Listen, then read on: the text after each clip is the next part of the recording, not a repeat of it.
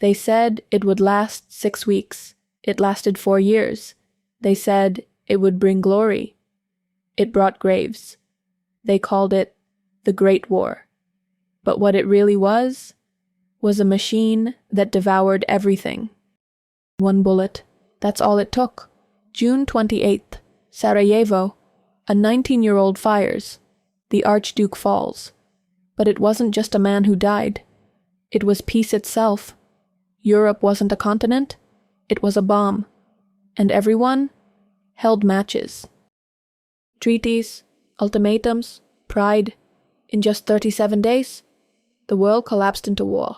Germany, Austria-Hungary, the Ottomans versus France, Britain, Russia. Then, the United States. They told young men, fight for your king, for honor. They didn't say, you'll drown in mud, choke on gas, and vanish, nameless. The trenches were hell. You stood in freezing water. Rats chewed your feet.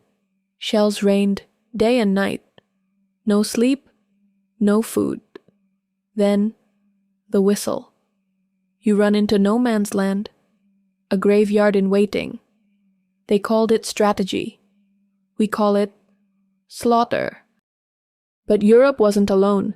While it burned, so did Africa, the Middle East, Asia.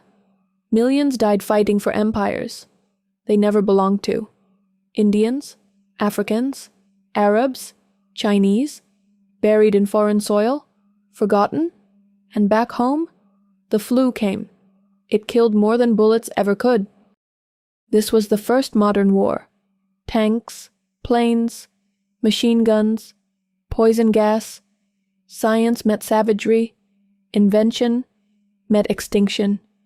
They built weapons faster, then they built peace, because when you mass-produce war, you mass-produce death. November 11th, 1918.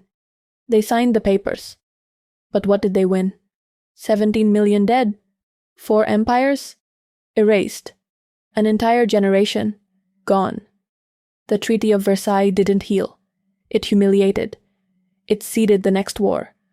World War I didn't end war. It made way for World War II. But the real damage was quieter. Shell shock, starvation, silence, children born fatherless, nations born in debt, veterans left behind, wandering, haunted. The guns stopped, but the pain never did. This wasn't a war between countries. It was a war between hope and horror. And horror won. If these stories still matter, if voices lost to history deserve to be heard, then help us tell more. Subscribe, because history doesn't just inform us, it warns us.